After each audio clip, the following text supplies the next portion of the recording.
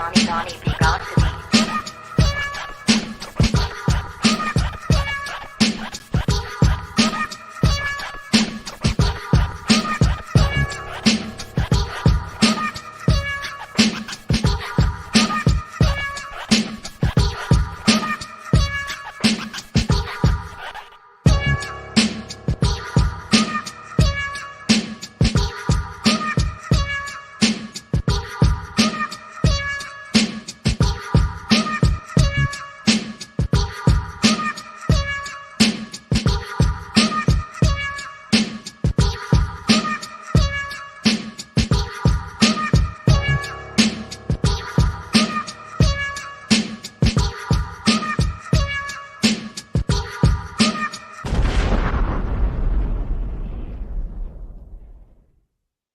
Yeah, what's going on, man? It's Donnie B got the beats, man. You know what time it is, man. Look, I'm still, I'm geeking right now, man. This is season 7, man. We going hard into season 7, man. I got some dope ass individuals that's on this podcast and this season coming up, and I've always had dope people on because they're just dope. That's what I do. I find the dopest people possible and bring them to you so you can know what time it is out in these streets. But without further ado, man, it's time for that glorious intro for those that know what time it is. Here we go.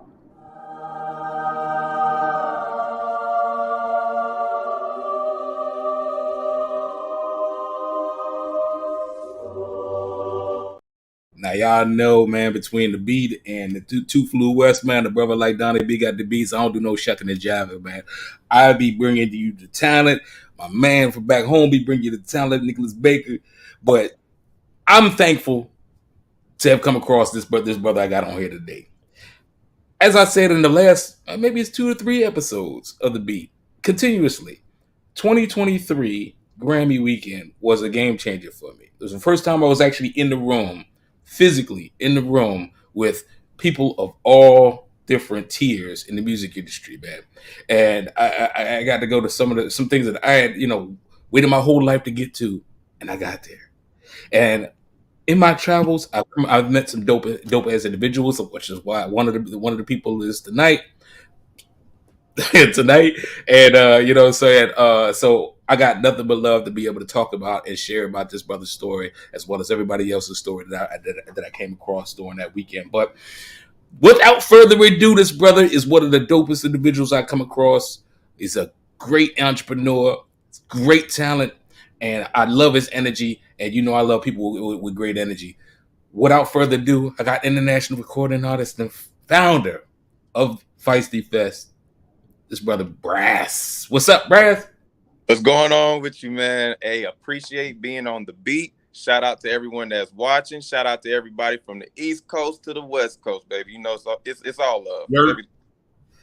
You already know. Nah, it's a pleasure, man. And I thank you for being on as well, man, taking the time. I know you're a busy individual, man. You're about busy as I am, if not more busy. You know what I mean? So to have a person of your caliber on my platform, it's prestigious for me, man. So thank you for taking the time. Seriously.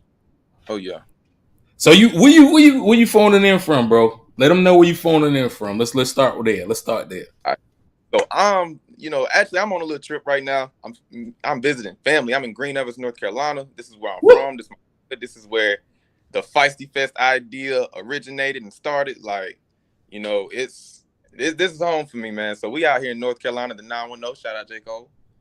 Okay. What's the weather like at North Cac?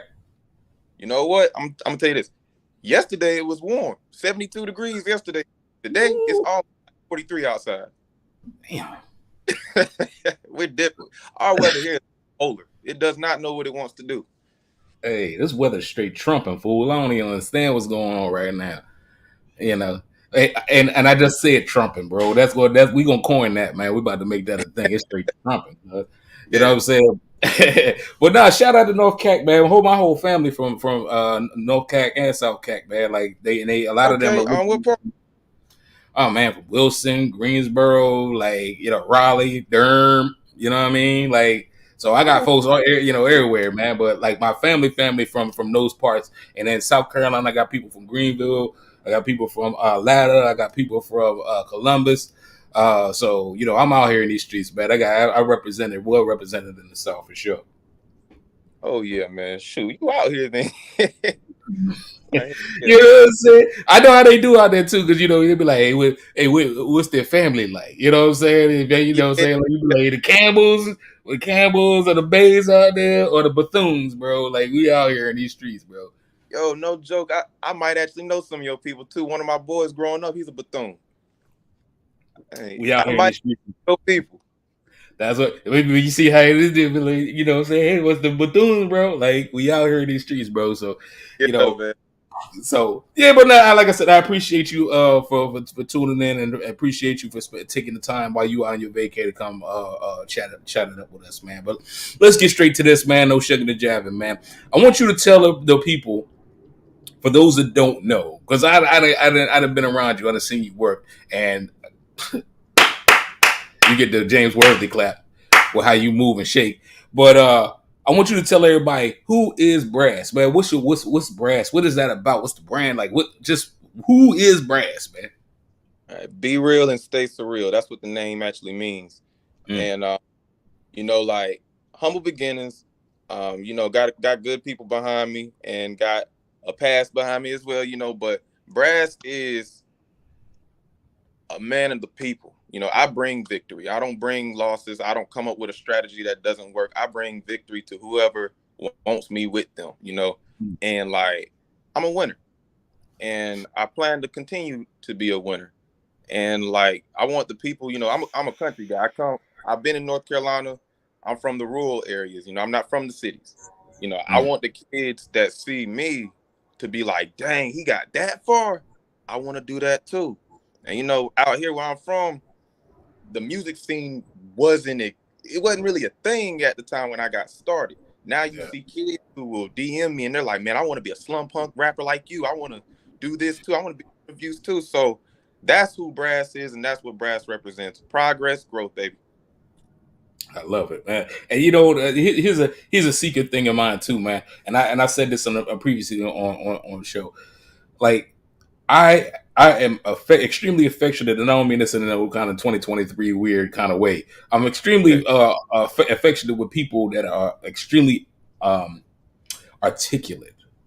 And brother, you are extremely articulate, brother. I love how you put your words together, man. Like, that shows a lot about your character. That shows a lot about your education and your ability to transcend. That's dope. You know what I mean? And I want to call that out so people can hear me say that first.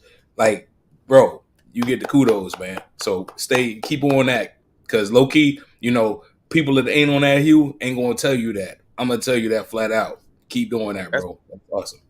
Hey, I appreciate that. And to anybody watching, like, use your language. Use your language. Absolutely. Especially in the rap game.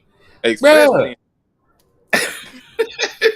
Bro, your words are your friend. You know what I mean? Learn how to communicate. Learn how to effectively say what's on your mind and what's on your heart. And do it with multiple variations of vernacular. Like, you got to increase, the network makes the net work. You know what I mean? So, hello. You dig that entendre? Just put it in. I get that. And like, for black people and for us folk, you have to be bilingual in a different kind of way.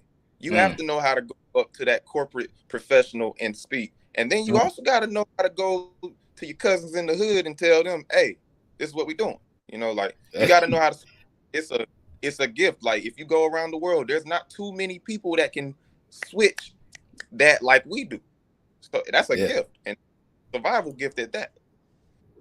That part, man. That part. And I'm gonna tell you firsthand experience, boy. I try to tell you, I got a day job. And my day job, I rub elbows with some of the most prestigious individuals in the game. I swear it on everything. And I talk to them, and yes, sir, no, sir, and so forth and so on. It don't hurt my ego. It is what it is. That's what you're supposed to say. But then I get back to DC. I be in LA and I be, moving and shaking. But then I get back to DC, I be like, fuck you mean in a heartbeat, bro. Like, you know what I'm saying?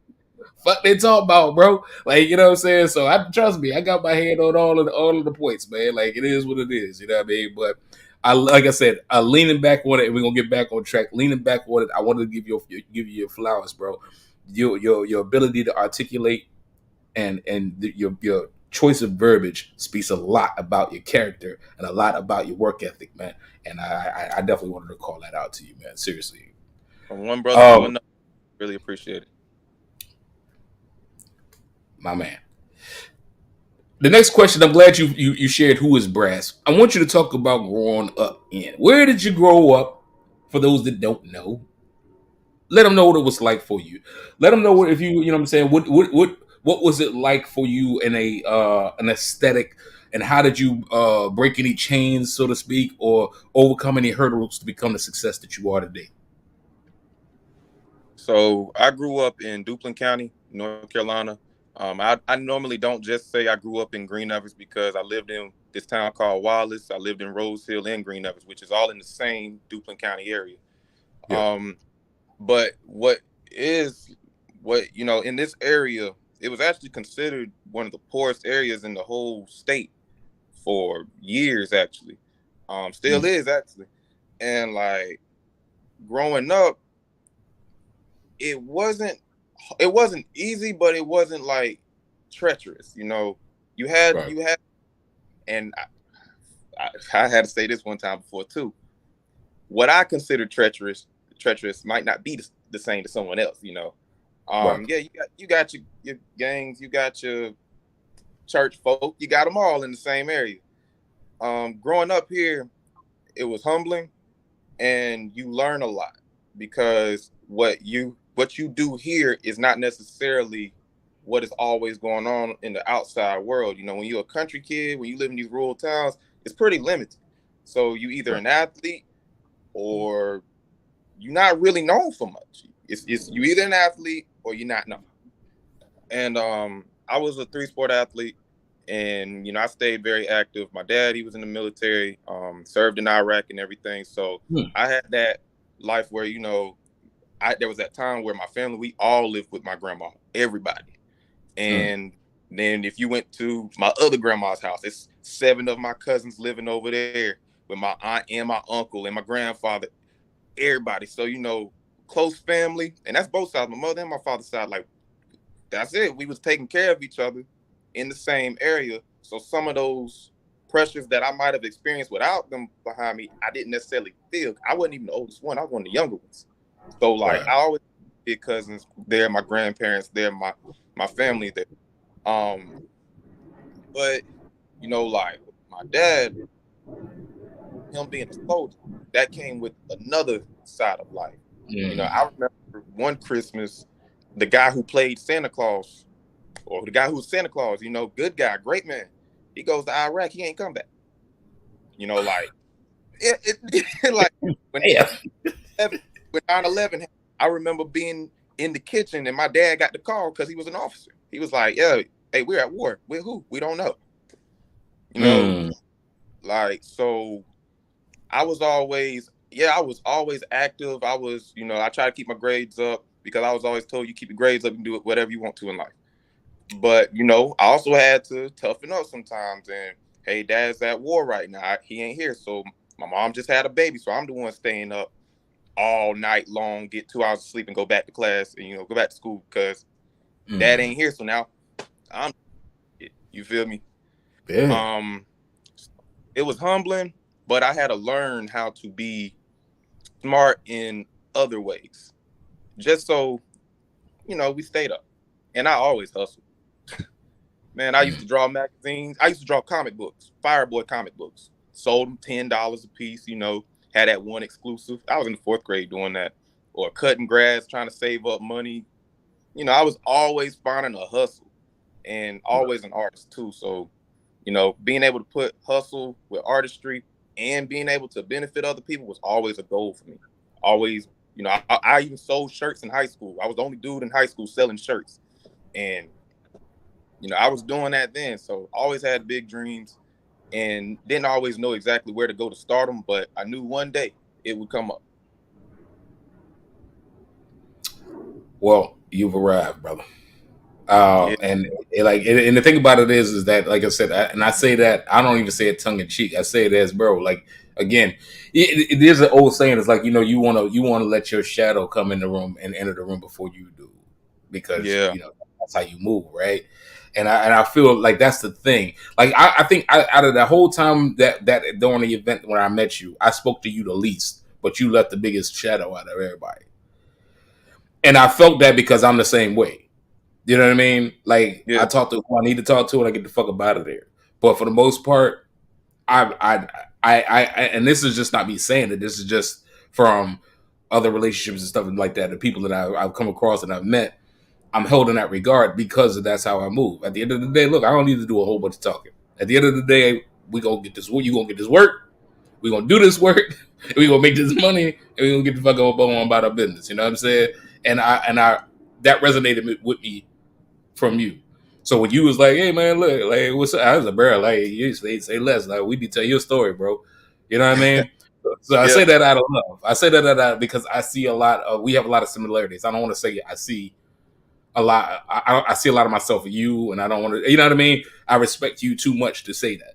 So I'm gonna But you know, say no. I'm and that when another brother says that to me and he's out here really trying to make things happen for himself, that's a compliment no matter what level you on. You know, like it's a compliment because you're looking at me and saying like, you're not telling me that you remind me of the trashy side of myself. No, you're not saying that. You're saying like some of that light that's in you, you can see in me too, and that's a good thing. I appreciate that. Yeah, I appreciate that too. But my thing is that light that I'm seeing, that's your light. That ain't mine. You know what I mean? So that's the thing. The point I want to make sure that I get across there because at no point in time do I, especially with guests on the beat, because they're on here for a reason. It's not because they asked me to or I asked them. It's because look, the world needs to understand your story. So that's that.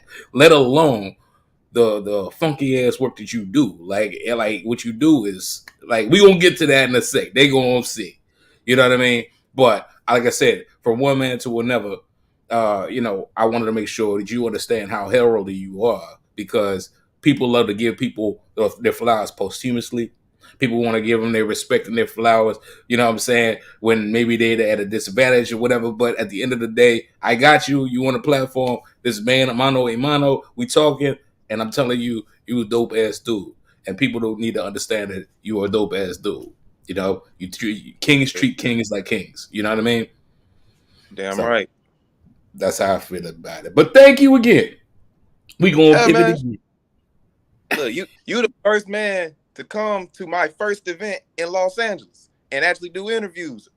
Hey, appreciate you. It was Like, necessary. yeah, It was necessary. I was like, it what? was, You don't go to a press bro? Come hey, on, man. You know what I'm saying? But we go because when you come back to LA, we only gonna do it better. You know what I mean? Because I'm I know telling you're you, coming back. we coming back. I'm I telling you. know.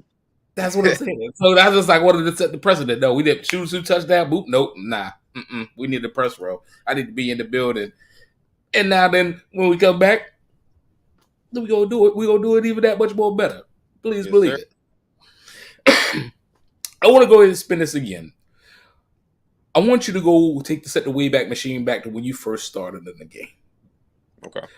I want to ask you, when did you discover your talents for music? What was that like? How did they come about? It was like asking God for a gift and then he lets you give it to yourself.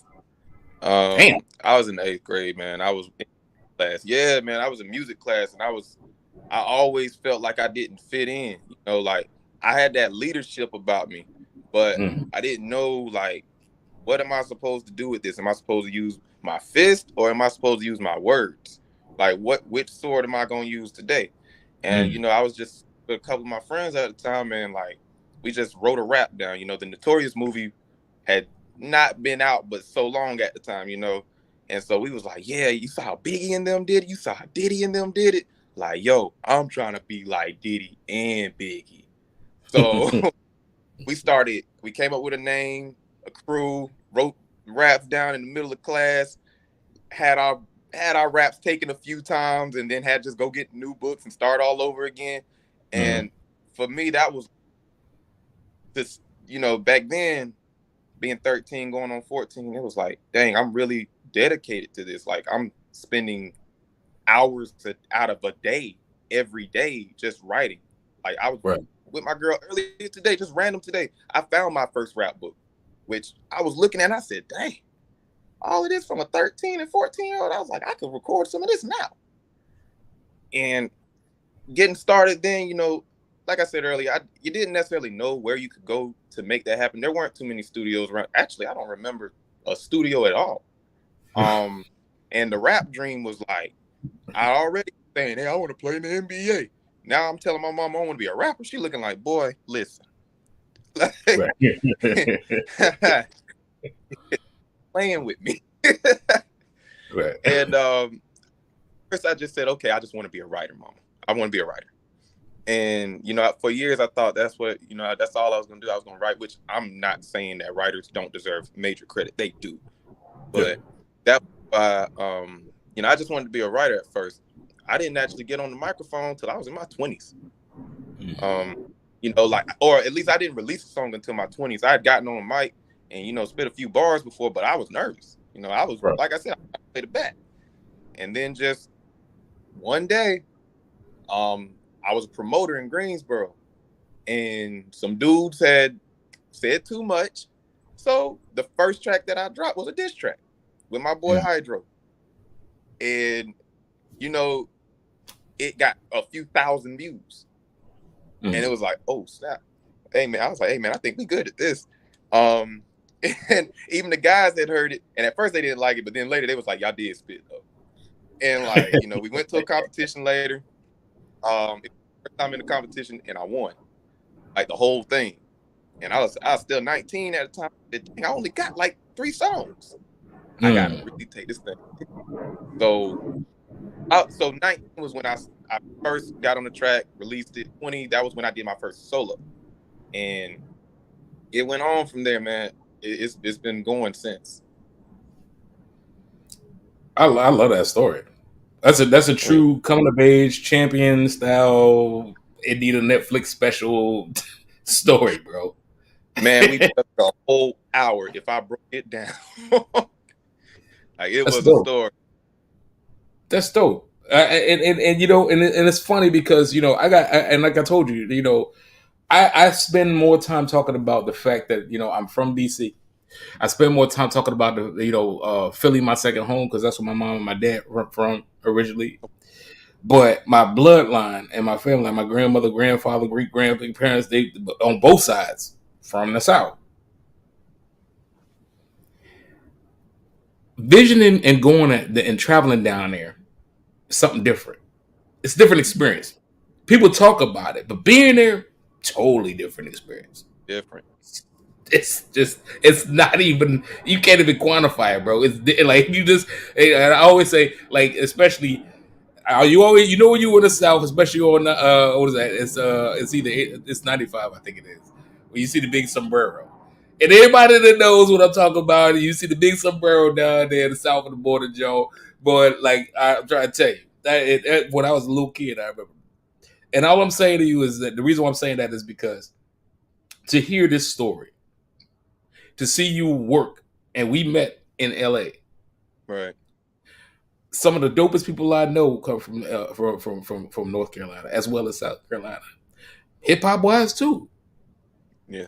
And from all of these walks of life, to be able to see and see what you're doing and see what you put together and see it materialize, and then to hear you tell this story, it comes together, bro. It's a work of art, man. Like, you are definitely on your way. This is stuff that people gonna be talking about this 10 years from now. Seriously, you know what I mean? And so that definitely needs to be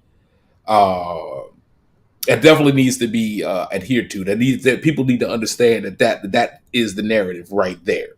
Because, like you said, if you winning these type of accolades in that region, and not only you, like you said, I only had 3 songs at the time, man, I'm killing it, like, bro, you know what I mean? Like, dude, one of my favorite producers, Fonte. Like, come on, man. Do I even need to say anything else? Come on, man. No, you do not. Big brother, man. Come on, man. I don't need to say nothing else. You know what I mean? J. Cole. Do I need to say anything else, man? Look, them guys, they're here. That's what I'm saying. This is, and dare I say, when people talk hip hop, and they talk about producers. They don't say that you talk about underestimated freaking music producers. Nobody says Fonte. Nobody says Fonte. He's not in the conversation. That's crazy. That is crazy. Nobody ever says him, but he is one of those guys that if you heard him, you know you heard him. He's right there with, to me, Fonte is right there with Alchemist. Yeah. He's right there with was it Prodigy from Mobb Deep? You know what I mean? Like even giving Pete Rock, put him in the tier with Pete Rock. Like at the end of the day, like you know who Pete Rock is. Say again. He's done work with Little Brother too. But man, listen. Like, some of the and I got hit to it like when I ain't gonna lie, because like again, DC is DC. You know what I'm saying? We have our own little indigenous music and so forth and so on. But when I went to Hampton University, bro, I heard so much stuff from so many different places. But one thing I did hear, and I said Big Brother earlier, so I heard some little bro. Listen, I was like, man, who are they? Like, you know what I mean? And they influenced a lot of my production style too. So again, I'm just leaning on it and saying I appreciate that region. I appreciate the talent in that region. And nobody would ever sit there and think, oh, you know what? We need to find talent. Let's go to North Carolina or South Carolina. Hey, most of the artists that I have actually had on my independent label, like, they're all from North Carolina, and I could find different flavors, different styles. It got to the point where I had to tell them, like, you know, we're so various and such a variety. I said, I'm not even sure if this is hip hop alone anymore. I said, we got a different name. That's where the slum punk name came from. Like, we need a different name for this, because what happens when you mix all of that up? But you in North Carolina, it's not Louisiana, it's not New York. Yeah, you know, boom bap is New York. We know that, but what is in North Carolina? You know, North Carolina has always meshed with other sounds from other regions, but what is the North Carolina sound? I feel like it's still yet to be decided, but I do feel like, you know, my slum punk wave, I feel like that's going to help decide that, hey, that's North Carolina. You can't take it away. It needs an identity. Now, I got to say, though, y'all had the moment with Petey Pablo, though, now. Oh, don't you act like that joint ain't come through and people lay with swish around the shirt like a helicopter now. Don't come on now. When that mug got on that track and he said Kenansville, listen, over here, we was from the high school I went to, our rival high school is in a place called Warsaw, and the Kenansville kids and the Warsaw kids and the Magnolia kids, they go there to James Kenan. Yeah. So we heard Kenansville, which is like the capital of the county or whatever, and we was like, Bubba, we all win. Everybody win. Like, that Pender, like Pender right over there. Yeah, we win. Exactly. You can't like listen. And I like I said, I remember when that hit, and that shit was huge, bro. That was like, you know, what is it? Outside the club, that whole little bone crushing, that whole man. Listen. So I already know. Y'all had a little lane for a second, but like I said, it's the undertones, it's the undercurrent of what y'all doing from the J. Cole. Like J. Cole gets half of the respect he deserves. Half of it. And I feel like we did not acknowledge J. Cole properly as a state, as a area, his home state. The fact that he did have to go to New York to get that kind of love from North Carolina, that tells you something. Like, North Carolina is tough. We tough on each other. And J. Cole is a whole icon. DaBaby, look at DaBaby. Where did DaBaby go to pop? It wasn't North Carolina. Yeah. You know, like, and I'm not bagging on my state. I know I'm the artist who had to go to New York, Los Angeles, Atlanta. You know, like, I had to go all over this country. So I know it's tough. Like, but we'll figure it out.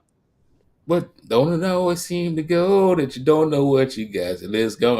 Trust me, I can go back to DC right now. I get zero love as much work I done put in them damn streets out there. I made a whole song and a whole music video over it. And at the end of the day, it is what it is.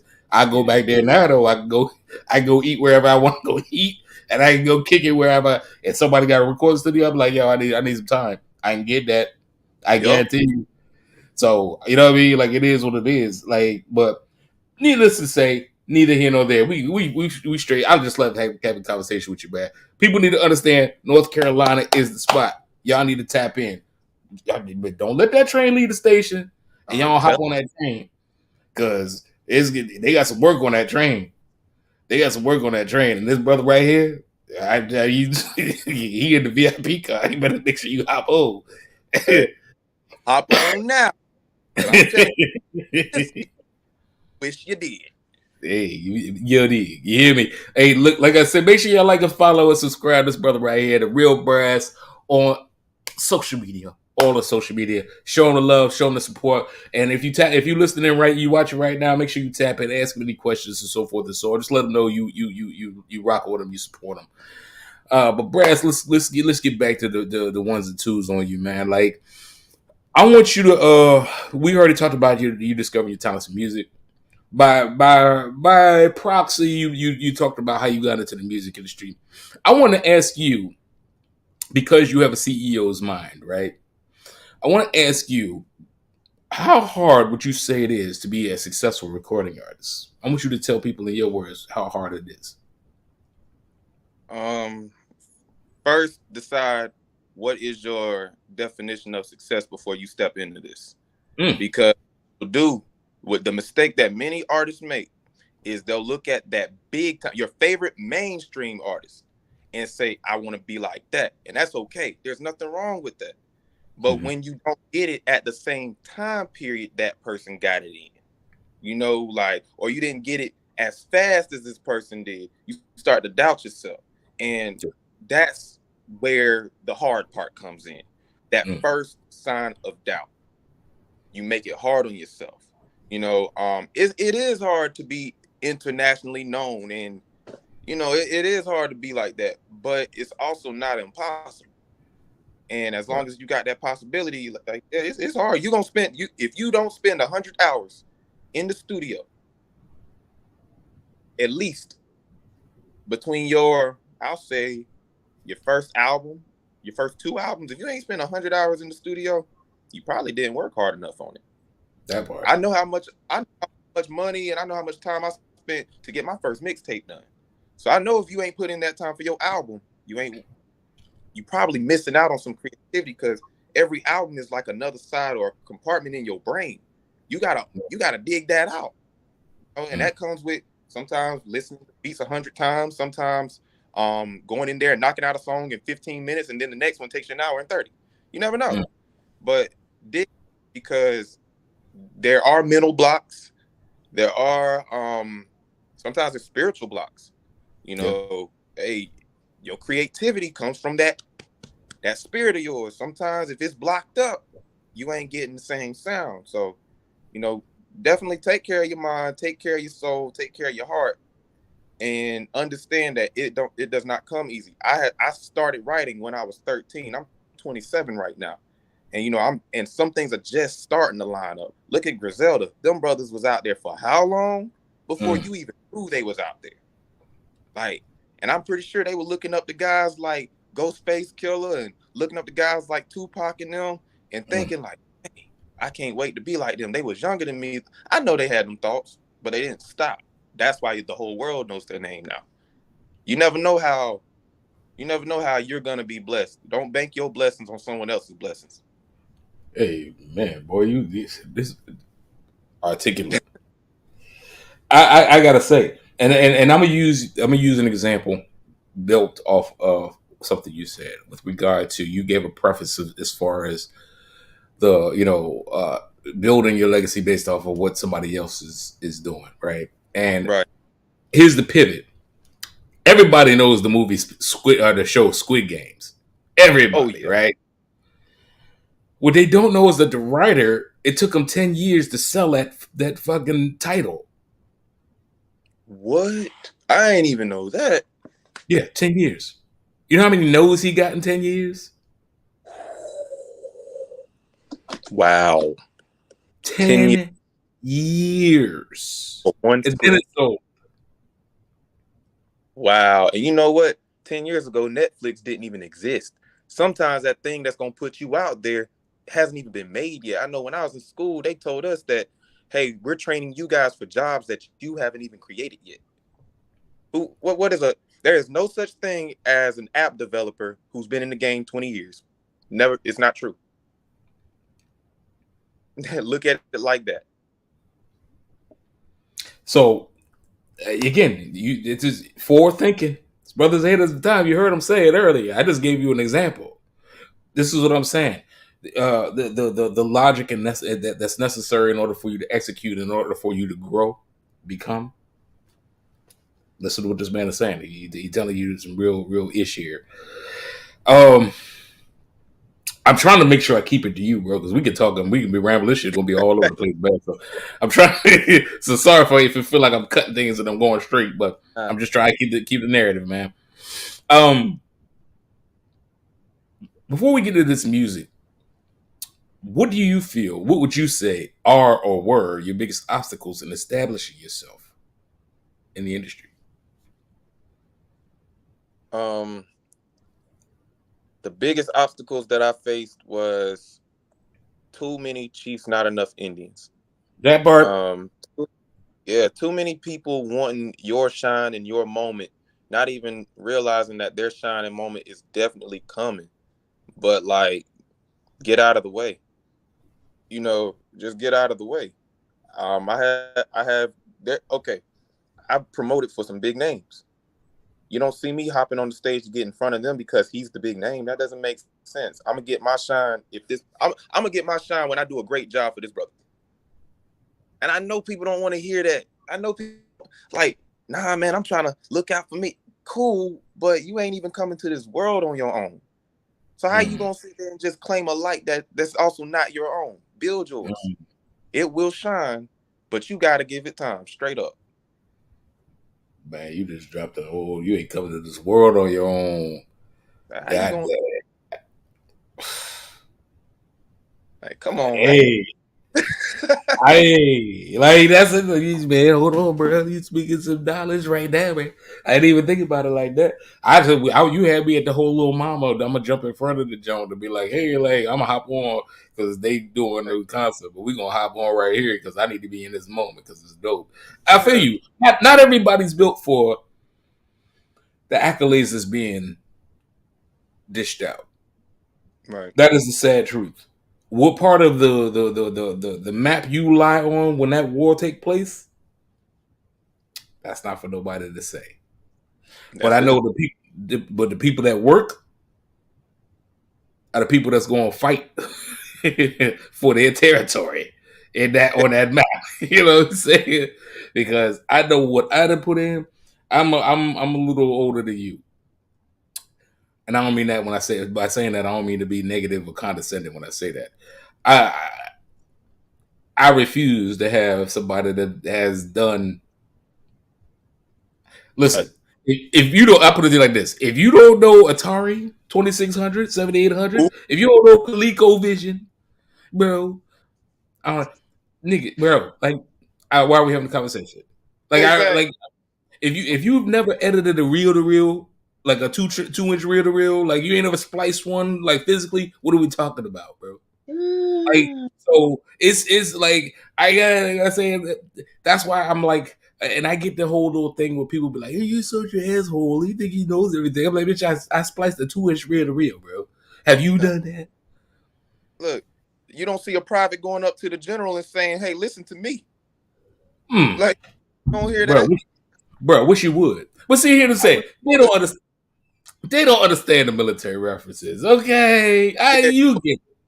I'm prior military, y'all. I'm sorry. I'm prior military, and I'm a military brat. I'm sorry. So what they don't know is Donnie B was a military contractor for at least a decade. So I already know what time it is. You know what I mean? But that's why I'm confident too, because I understand the swagger. I understand when you I was a mix of 4 stars, 5 stars. Like, we talking, we hobnobbing. Like they come. All right, you know what I mean? Mayors. I've worked with the upper echelon of whatever it is that you have experienced. I've worked with it. I've been around it, so I know how to work.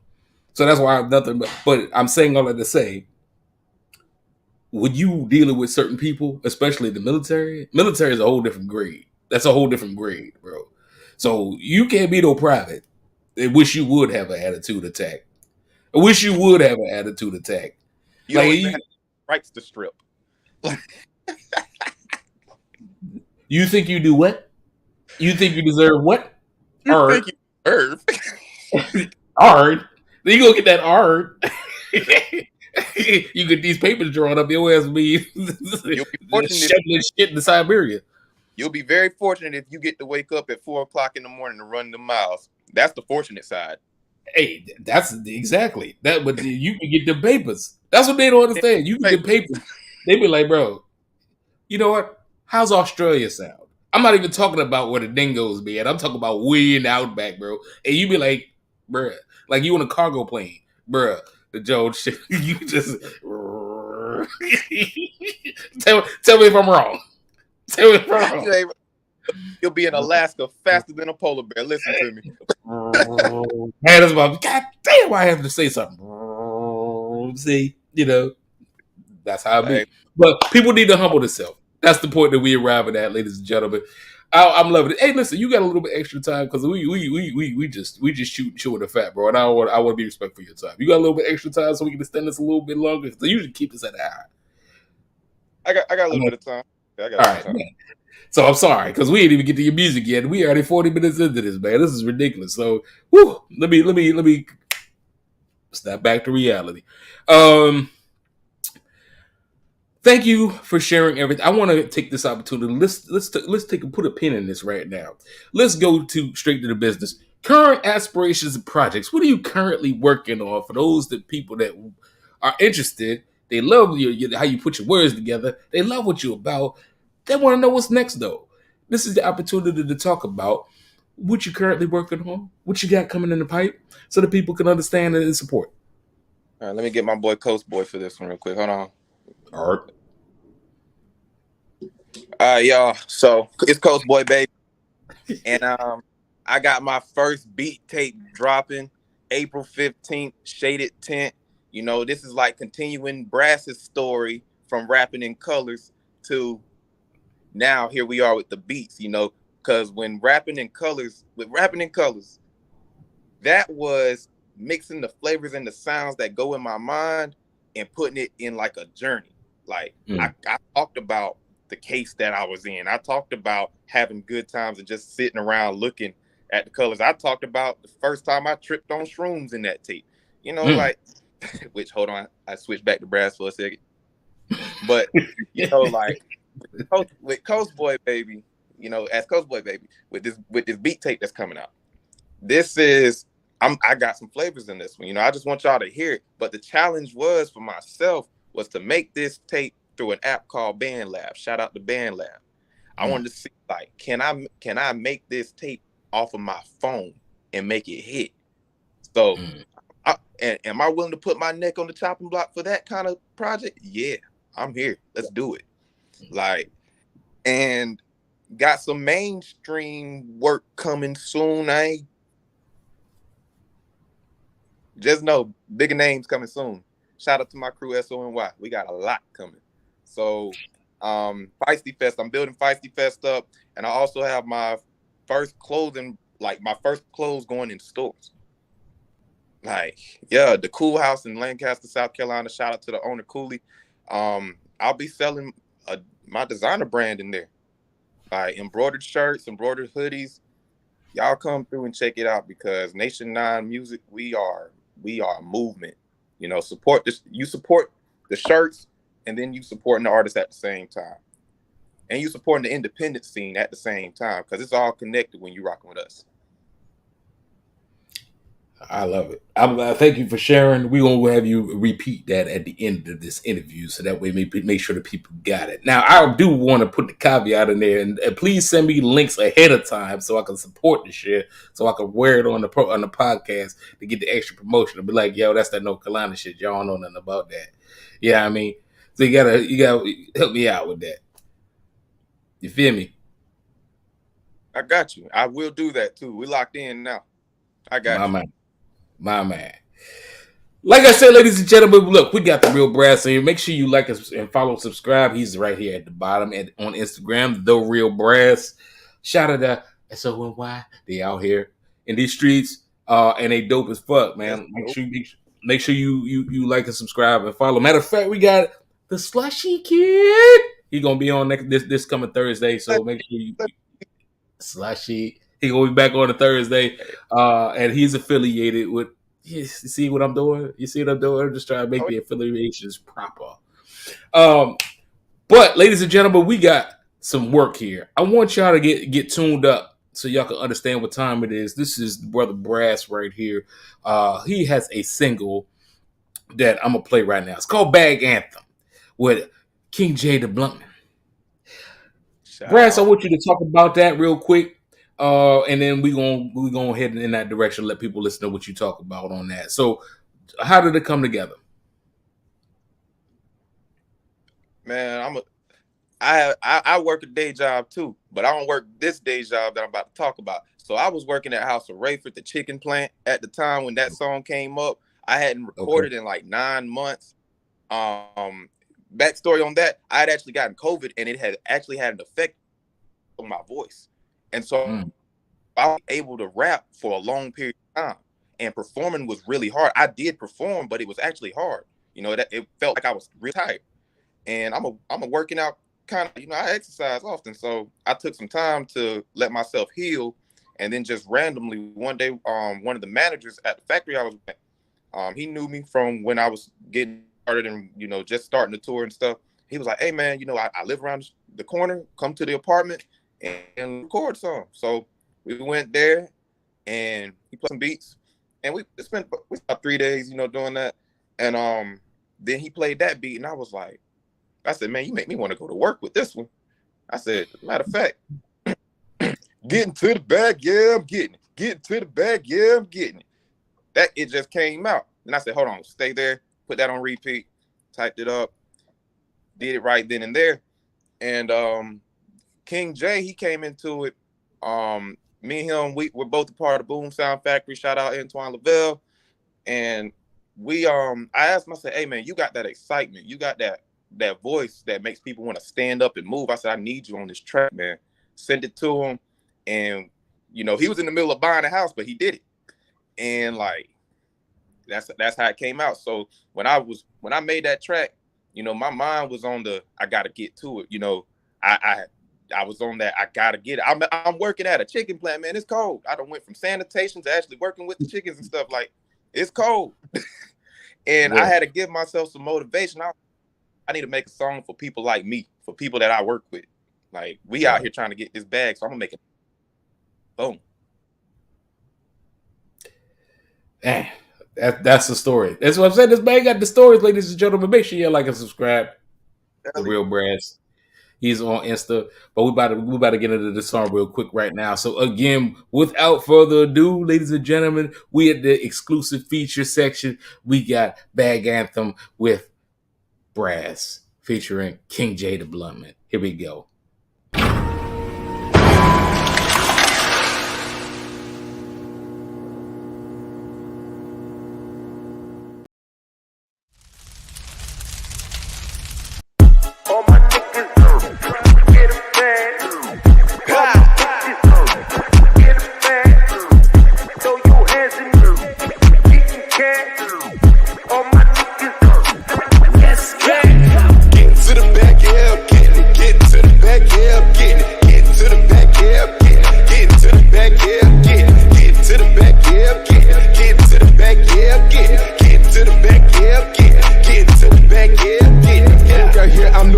I got proof, check my thermostat. Hottest nigga with the yearn for cash, and and living fat. Slump up rock star show in any state. I don't do debate, dropping bundles, make cake, think I'm great. So book me by the grams, that's my rate.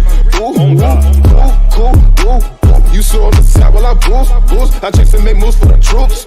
Stats in my mind while I rap in the booth. Opportunity, I get to the youth. Inspiration, cause my grind is the truth. The balls on my shirt, truly my mission. I'm from the low and now I know to the man. King J the Bluntman and Brass, we get to the cash. Pedal to the flow, get it fast. King J the Bluntman and Brass, we get to the cash. Pedal to the flow, get it fast. We making big moves with this rap shit. We on your ass. Fuck around, get left in the past. Making big moves with this rap shit. We on your ass. Fuck around, get left in the I past. be getting to the bag, see it in my swag. South stripping, you would never catch me drag. 9 up on my hip, you never catch me last. I'm up on my wrist, you cannot get it back. Stacking Benjis till I get a toe tag. Do my thing, make a hater fucking mad. Trade my red whip for that black on black. Show up, I kill it back to back. I got some youngins that look up to me in my movement. They like how a nigga be grooving. I keep it the realest, I keep it the 100. They see it, I ain't gotta prove it. I keep some gas in the bag and my shit super strong. It smell like I put it.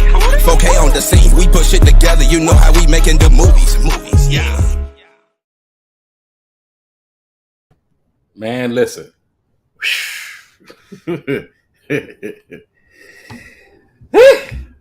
I like to get to the bag. I don't know about you, but I like to get to the bag. We need to get straight to the bag. That's how I feel about it. I ain't got too much time for these old figures, man. But at the end of the day, we gonna get to that bag. Herbie.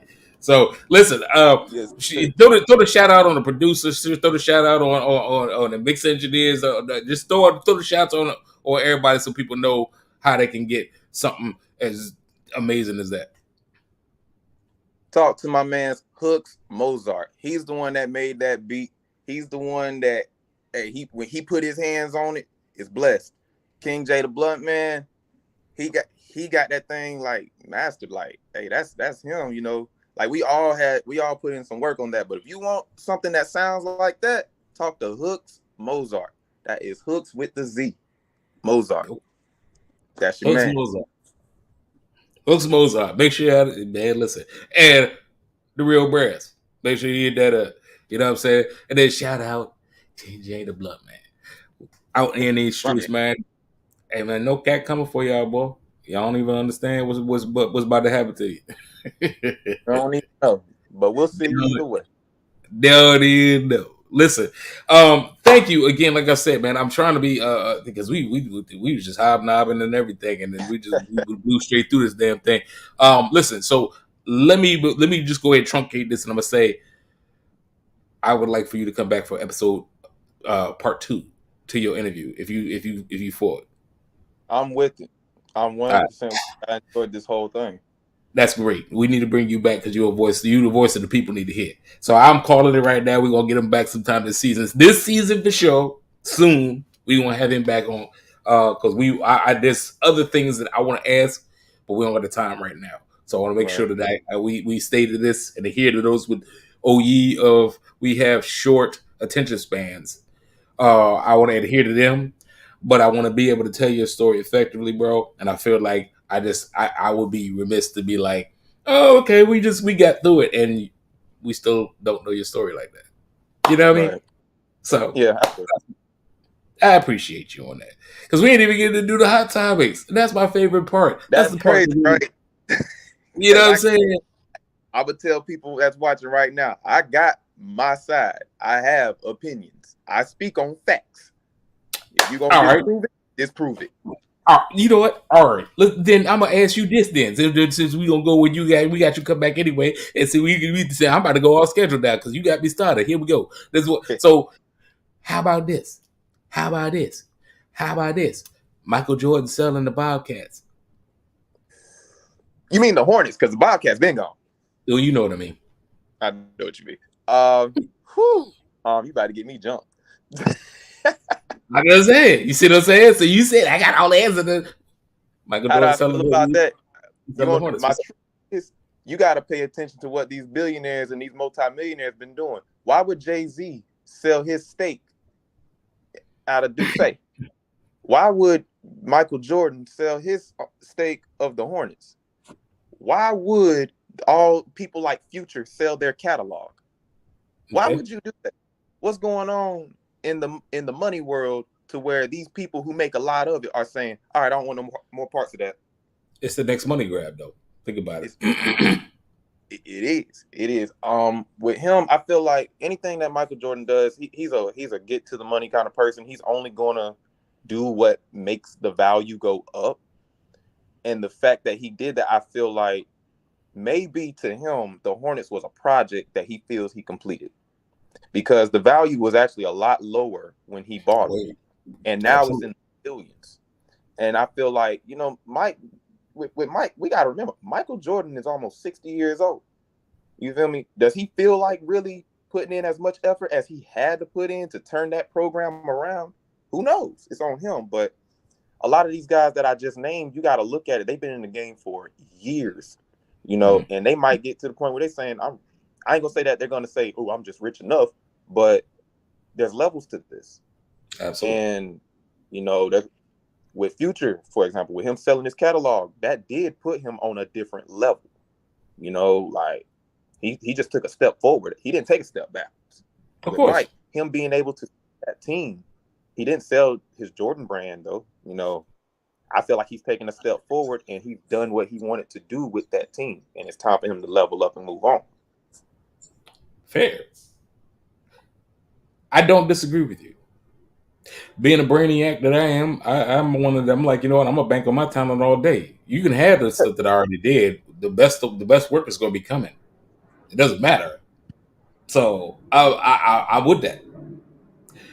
Now let's talk the brass tacks though, because you said that I got the answers there, but so if you mentioned two of the names that are, it's funny that they kind of are like this to me. When you talk about Jay-Z, you talk about MJ. Yup. The dopest to do what they do ain't always the best judge of talent, though. Would you say that? I would say that because, like, let's take a Michael Jordan, for example, here. Everybody's comparing what makes an icon to him. We're comparing guys who were before him to him. Fair. And for the icon level. And that's like, so do they personally compare people to themselves to see how good someone is? You don't know. Because like if you're considered all right, Tom Brady, for example, he's considered the best, right? Okay, so is he looking at somebody and saying, they remind me of myself. I know he's gonna be great. Fair. So I don't think Mike was the greatest judge of talent, but I do feel like he felt he could develop the talent he was getting, into something better. He wasn't the coach. He wasn't the coach. And when it comes to these teams, there's always a lot of people behind every door doing something. But I don't know. I would have made some other choices. But I may, and you know what? There was one time I thought to myself, maybe he didn't see the Hornets being able to budget some of those guys that would have flipped that whole program around. I don't know. It might have been a budget thing more so than a talent-based thing. I mean, Who knows? Here's the thing. I ain't trying to hold nobody door. I'm not trying to be disrespectful. Because at the end of the day, at no point in time have I ever been a GM or an owner of a major franchise. One thing I can believe that I am is a great assessment of talent. Henceforth, this is why I have people such as you on my platform. I'm just saying. So, what I'm going to say with regard to Michael Jordan, aka and Jay-Z with specificity, is they got to the bag. You see, you like what I did there, and I get that, and that's respectful. You cannot disrespect money because money is one of the ultimate. See what I did there? You know what I mean? Yeah. It's one of those ultimate, like, okay, shut up. Here's the money. Boom. But I'll put it like this. I'm a name drop. And I know North Carolina's going to try to boycott me, so I'm sorry I'm going to do that on your interview. But you should be married to Raymond Felton. Okay? Raymond Felton was good for about this stretch of time.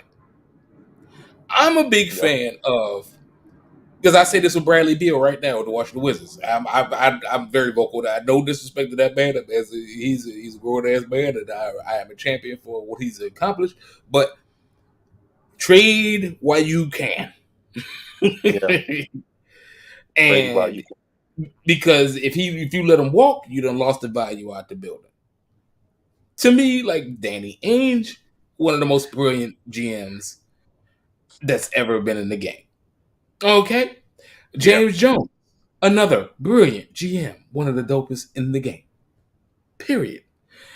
You have these people like you got. If you Jordan and you an owner, you have the you get whatever coach you want to get.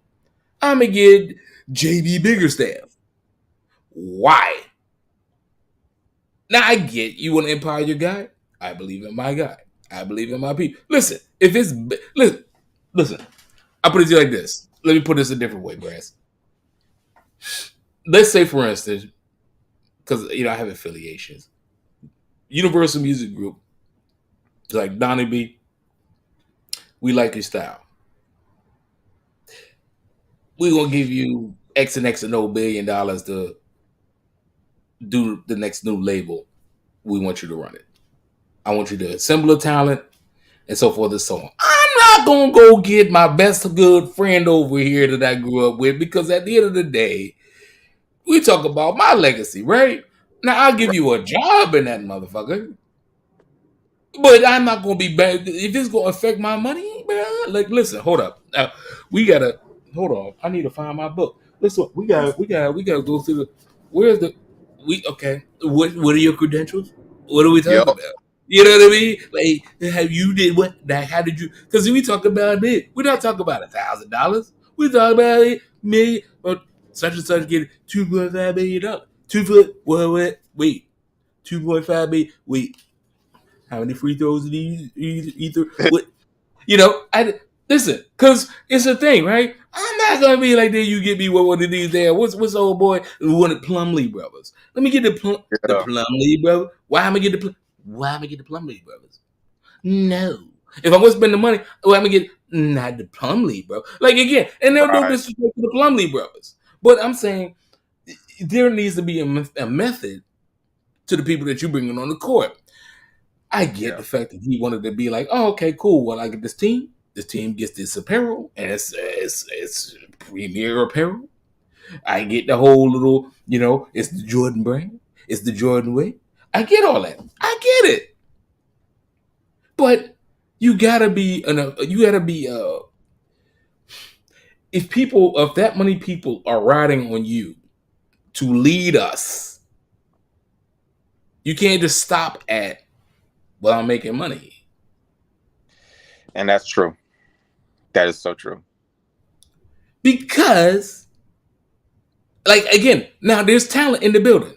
No disrespect. Because, again, I name called Raymond Felton, and I think Raymond Felton is one of the dopest point guards ever that played the game.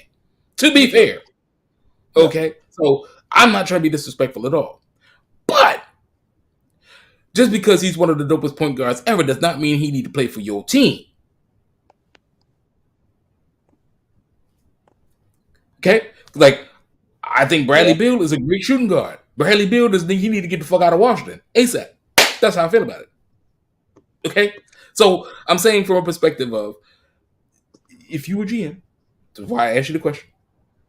Same thing with Jay-Z. Jay-Z be like, okay, he's not had the best the talent, but the talent was already established before Jay-Z touched it. Quite frankly, I want to see who did Jay-Z bring in. That's notable. That everybody knows. Like, did he bring in the Taylor Swift? He brought in a Rihanna. Did he bring in the Rihanna? Or was Rihanna already Rihanna based on somebody else and he just endorsed her? Please let me, because I could be loud wrong. I from the way Rihanna's story works out, she was 15 in Barbados. She ran into a record exec. Then they helped develop her sound, and somehow Rockefeller came into play. So it was a sound that they was working on, but she did not get that push until she went to them. So it was somebody they came in and she was already developed, kind of. Let me tell you something. Yeah, pretty much. she got a push, right? Let me tell you something. She got a push though. Benny Siegel. Man, what has Beanie done since Rockefeller? Look, man, listen. No disrespect. I love Beanie Siegel. I would love to work with Beanie Siegel right now. Freeway. I would love to work with Freeway right now. Yeah. Denzel face. Right. But what I'm saying to you is that when, like, same thing. Okay, here's it. Let's go another quick pivot. Phil Jackson. People say Phil Jackson is one of the greatest coaches of all time. Don't you better say nothing bad about what Phil Jackson. Has Phil Jackson ever taken like the Orlando Magic type of team with fucking nobody on it and did it? Now, not like Lenny Wilkins, who was one of the most winningest coaches of all time, with who on his team? That's true. Now, Lenny Wilkins had some people here and there spotty. Like, let's be clear. I'm not saying that he always was working with defunct fucking players, but think about it, because we herald Phil Jackson. Phil Jackson had Michael Jordan. Okay. Yeah. Phil Jackson had Kobe Bryant. Okay. Phil Jackson had Shaq. Okay. Steve Kerr, he's got Steph Curry. Okay. Yeah. Put him in Minnesota. And see what happens. And for me, that tells me whether you're a great coach. Man, listen, you know how many years I was like, Eric Spoelstra is he's a bum coach, and then look at they always in the conversation though. I had to shut up. Okay. What was my guy that Popovich? Pops? What? Pops is a staple of the culture, bro. I feel like Coach Pop is a great example of a coach. Absolutely. When you're talking about the Spurs, you're not buying Tim Duncan shoes. You're not buying Nobly shirts. But you did watch those championships. Absolutely. And that man's a coach. The Pops, man, they need to change to take Jerry West out the logo, put Pops on it with a beard. Put a beard up there, have him pointing his finger, one of them. Because that's a coach. Like I didn't mention earlier, my dad's a coach, military and coach. So when I look at coaches, I'm thinking, I think about my dad, for example, like you took a team that was losing and then had an undefeated season. That's dope. That means you're coaching. That's a coach. Like, and when you did have a bad season, you came up with a historic one later. That's a coach. That's a coach. When you've always now he was the coach who stepped on a team that was already winning and had a couple championships under their belt. You good at continuing a legacy. That's hard too, but are you as great a coach as that guy who developed the team? I'm just saying, because I mean, like, people talk, oh my God, Steve Kerr is such a great coach. I'm like, he didn't build that team. It's Mark Jackson who built that team. Dare I say? Yeah. Dare I say? Like, Steve Kerr did not. Hey, Steve Kerr did not build. He did not draft Steph. Steve Kerr did not draft Clay. Steph Kerr. He did not draft Draymond. Nope. None of them. Boy, oh my God, they're such a great team because Steve Kerr is the most amazing coach. But Mark Jackson can't get a job. He sit there with fucking Jeff Van Gundy and shit. Like, look at him like every day, like, bro, like, what are we doing? You know what I'm saying? So I'm saying all of this, say, man, going back to it, I'm glad you shared all of that with the Michael Jordan thing. Like, you said got answers, so I had to test you, and you passed because you were awesome. Listen, ladies and gentlemen, we gonna get a second interview out of this man because we would totally arrive, but that's because I love this dude, man. I love his energy. His energy is fucking amazing. Okay. So we go. You said what? I said this is fun. Well, you can do this every day, right? That's all right. That's what I'm talking about, man. This is a COVID pivot that's still pivoting, bro. Man, I feel like that needs to be talked about soon too. And well, you know what I'm saying? If you have a podcast, I'd be more than happy to get on your platform and talk about it. Anyway, we here, we talk about it, we celebrate the real brass, and it is what it is. I want to get to the bag though real quick, and I want to ask. I want you to leave. I got two questions I want you to leave people with, and then we can start scheduling out your second interview. I I want you to leave any advice you have for aspiring talent. It don't have to be young talent. It could be older talent. It could be people in my age bracket. And then we go off and, just let your imagination run wild what that is. But at the end of the day, if you got advice for aspiring talent, people that really see what you're doing, but they don't know how to connect the dots, and they look at you as a subject matter expert, what advice do you have to them? I'm gonna give you some advice I've never given this advice before. Don't always think it's about how much money you have. Your net worth is based off your network, and that's a real statement. Like, this is $1 million interview right here. This $1 million podcast right here. But it started with a handshake and a phone call. It started with a DM. Like, if you want your name really to get out there, go shake hands.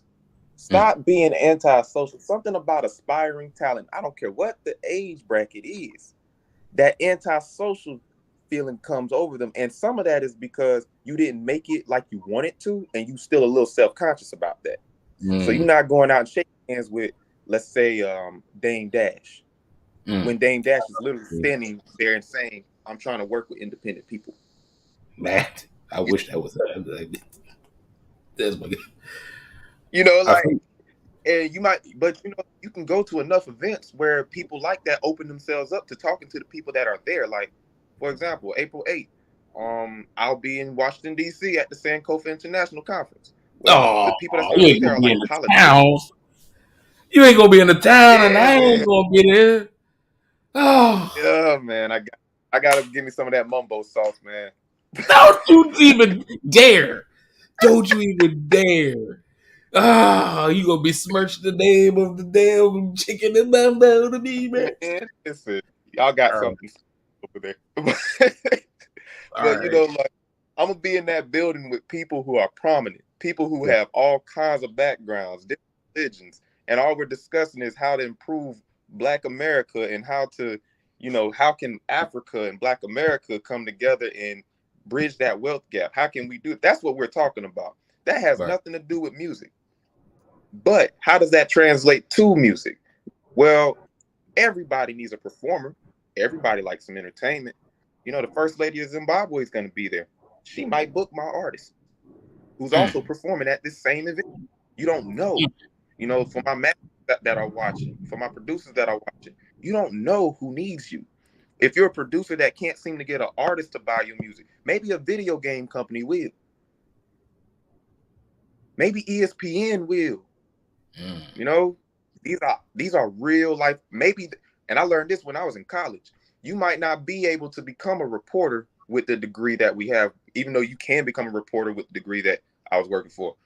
But how do you know that cruise line doesn't need you for that mass communications degree you got? And how do you know that you won't be needed to sing on that cruise line? I'm talking about an actual mainstream artist's story. Working on a cruise line, started singing on the cruise line. People heard them, because where they gonna go? Off the boat. And they loved them. And it just so happened that somebody was interested in their talent, and they took off from there. You don't know how it's gonna come. So for aspiring talent out there, shake hands, be approachable, be malleable, be able to be solid and flex and grow. Like, be flexible. That's the word I can use. Be flexible. And find your lane. And if you can't find your lane, make your lane. Simple. Love it. You heard it straight, as they say in my generation, from the mouths of babes, man. I'm dead ass serious, man. Like, you literally touched on a lot of good points. We're not gonna dull everybody with that. We're gonna talk about that in episode 2. But I definitely want to say you touched on a lot of great points, and a lot of those are very, very factual, and analytics based factual. You know what I mean? So, please get your pens out, right, jot it down in your notebook, JOT it in your notepad, put in your goddamn notes, whatever, notepad, whatever you got, you Android people, and whatever. But definitely nuggets of wisdom to chew off of, man. next question, and the most important question, and I know you're going to appreciate this question, Brass. How can people learn more about you and what you're doing? Follow me on Instagram. That's one. And I say this because in 2023, I told myself at the beginning of this year, in 2022, I was not very open on Instagram like I was in 21. So in 2023, follow my Instagram, look at what I'm talking about, because I'm going on live and I'm dropping gems. I'm also dropping freestyles. I'm also telling people about myself, because I can't personally meet everybody in person, but I do want to introduce myself to you. So I would say follow my Instagram and DM me. Like, you want a verse? DM me. You want some advice? I do consultations. You just want to meet your favorite artist, Brass? I'm not somebody who's gonna tell you can't. You feel me? My brand is about being real with my people. Be real comes before stay surreal, and it comes before the dollar signs in my name. Like, so, I walked up to other people's cookouts before and had a great time. You feel me? I've done that. I pulled the poetic justice with Tupac. I did that. Like, you want to learn more about me, just go to the page, check out the moves, and just know it's more coming. It's not stopping. I will say this. And I'm sorry, and buy my book. If you want to really know, buy my book. Buy my book. Damn, you got a book, bro? I got a book. Bro, you sent me the link, bro. I didn't even know you got a book too. Oh, yeah, it's $10. That's it. I got a book. Man, send me the link. Send me the damn link, man. We gonna make that this week, bro. We got to push that. I didn't even know you had a book. See what I'm saying? Like, you learned something new. I learned something new on my own platform. Ain't that about a bitch? You know what I'm saying? But this is what I'm saying. Y'all gonna like and love this dude right here, man. Man, make sure you like, subscribe, follow, support The Real Brass. Shout out the SONY fam and everything that he's doing, man. Make sure you support at feistyfest on Insta as well. This brother got everything popping right now. This dude is on the way up. Got a song coming out. Make sure y'all stay tuned. It's gonna be by the end of the summer.